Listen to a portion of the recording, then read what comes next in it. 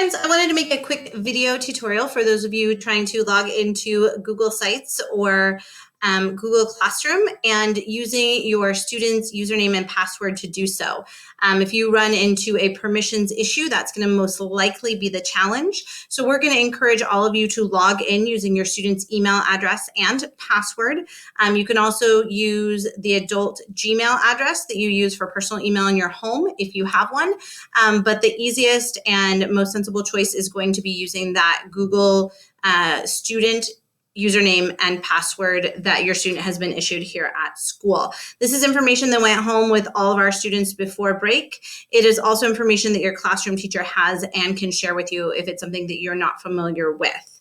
So I'm going to do this in two different browsers. I'm going to start right here in Chrome, and you'll notice over here, if I just go to google.com after I've opened the browser in Chrome and I click on sign in, I'm going to be redirected to this page, and I'm going to go ahead and put in my student's last name and student number at district6.org as their email address. And it's not going to actually let me log in using that because that's not a real student. So I'm going to go ahead and use my email address just to get to that next step for you. Then your student password is going to be CP as in central point. So CP and then your student number.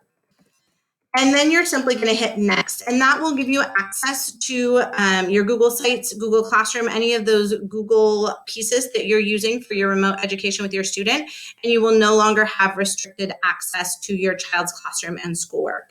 If we wanted to do this in Firefox, this is our D6 Connect site, we would cruise over to Google as well.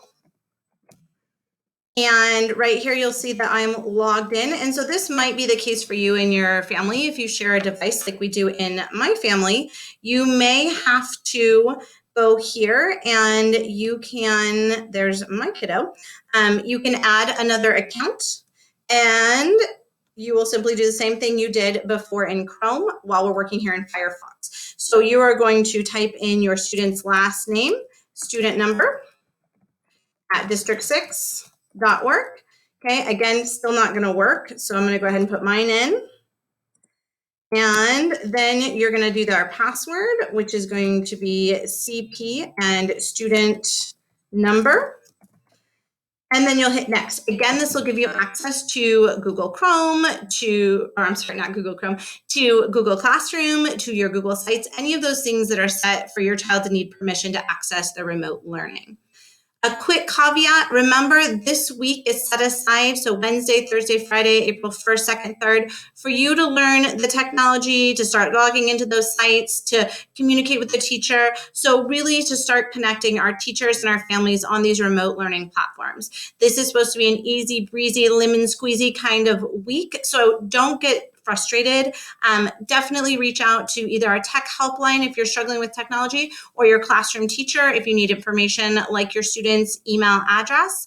And we are here to support you. So know that we're not expecting anything amazing this week. We're simply looking to build that connection as we start our remote learning journey together.